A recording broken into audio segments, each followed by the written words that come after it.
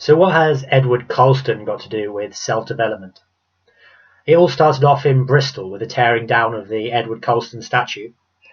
Now Boris, the man artfully imitating a former Prime Minister, has weighed in saying, removing all statues is to lie about our history. Boris should be all too aware, however, that all history is not factual but a battle for the supremacy of symbols. Boris Johnson's idol, Winston Churchill, once said, "Why be apologetic about Anglo-Saxon superiority worked out over the centuries in England?" That was the most PC quote I could find. Boris is aligning himself with aspects of the Churchill symbol that he chooses to identify with. He has made a facsimile of Churchill with a cheap printer. Is he lying about history too? I actually agree with Boris though. Just don't soundbite that. We shouldn't wipe out our history. But seriously, statues of slavers shouldn't have pride of place in our cities.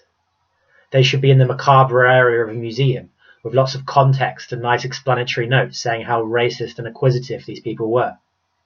After all, Germans don't keep Hitler statues hanging around the centre of Berlin, do they?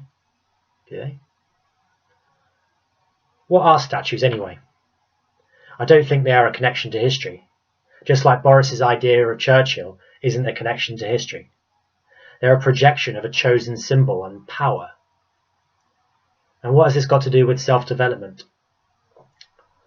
The way we say society projects value systems onto metal impressions of historical figures, we also project narratives onto symbols we create in our lives. We will always see these projections in objects, but we must strive for awareness.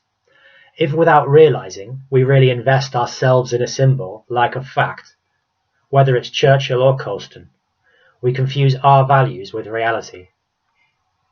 When we are conscious of the material nature of symbols, we can rationally talk about them and whether they're useful to us. If we invest ourselves in them, we get what we've got, a conflation of factual history with symbolic control. When you realize you're projecting, you maintain control and are in some sense free. You can tolerate the duality of things because you don't identify with them too much. What other symbols do you unconsciously invest in? Define yourself by your job? Living through objects of status? You're just a person. Objects are just objects. Let it all sink into awareness and see what happens.